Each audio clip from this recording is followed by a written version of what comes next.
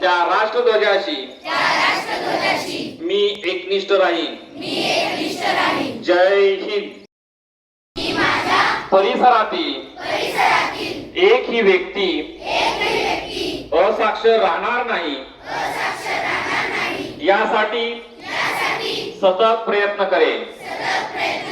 मी माझ्या कुटुंबातील सदस्य, मित्र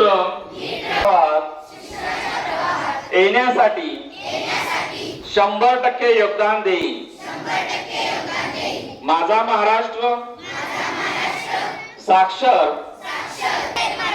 अवलंब करणार नाही आणि परीक्षेपूर्वी गैरमार्गाचा विचारही करणार नाही.